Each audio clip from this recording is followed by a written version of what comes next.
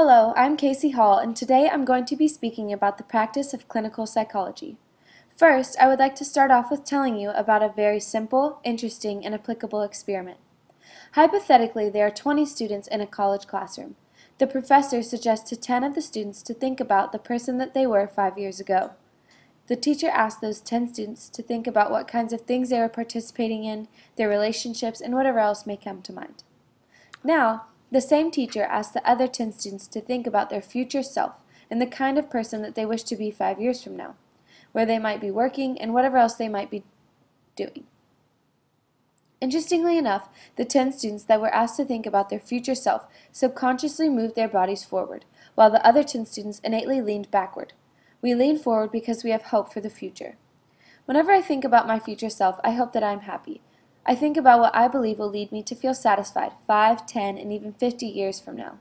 As I look forward, I realize how important it is to me to have a grand window of opportunity within my profession, as I'm sure it is important to you as well. Many people feel discomforted by the idea of being tied down, providing feelings of dissatisfaction and discontentedness, which is not good for the soul. These potential side effects of the future bring me to recognize and speak about the importance of the window of opportunity that clinical psychology has to offer. Clinical psychologists have the opportunity to work in a variety of different situations. Their situations vary between locations, the ages of people that they work with, as well as the type of issues that they treat. The window of opportunity first opens when the discussion about the locations that a psychologist may work in begins. Although many psychologists are self-employed, many psychologists can be found in a number of service settings. According to San Diego State University's Department of Psychology, found on their website, clinical psychologists can be found working at, quote, general hospitals and medical clinics, mental health clinics and psychiatric hospitals, rehabilitation hospitals and clinics, private practice, universities and colleges, industry, the military, prisons and correctional facilities, private and government research agencies, and schools, end quote, which is way more opportunity than I had previously expected. Clinical psychologists also have a large variety of people that they can treat once they become certified, including infants, children, adolescents, adults, elderly people, couples, different types of families, and organizations. According to Cron, clinical psychologists work with both patients who have short-term, relatively minor personal issues and those who have major issues of disturbance, including those who require institutionalization. End quote. The fact that psychologists have the opportunity to work with so many different types of people will keep them on their toes because they never know what kind of individual or group they may encounter next. Although, as of now, I plan to work with primarily adolescents and adults, I am not confined to one specific group. Although different perspectives require different certifications and job trainings, it is not difficult to practice different methods or tend to different age groups.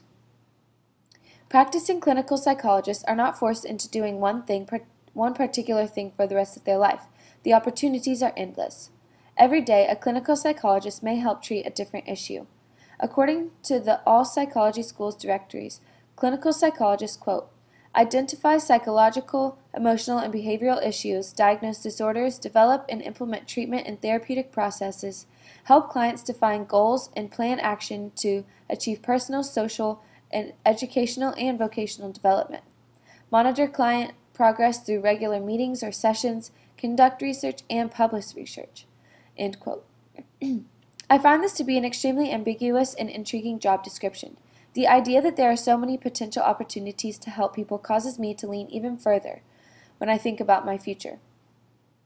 Aside from these treatments, the American Psychological Association continues to explain the other types of duties that a clinical psychologist may perform, found on their website, quote, practicing psychologists are also trained to administer and interpret a number of tests and assessments that can help diagnose a condition or tell more about a way a person thinks, feels, and behaves.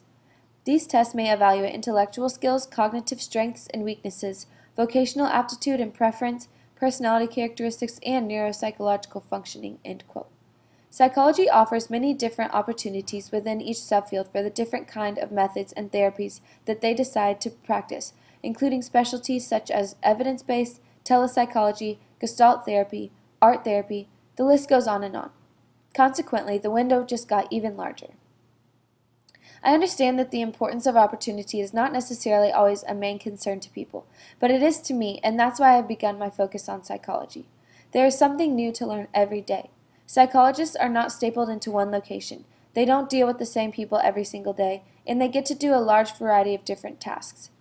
While now we are both informed of the window of opportunity that clinical psychology provides, what will you do to keep yourself leaning forward in your chair?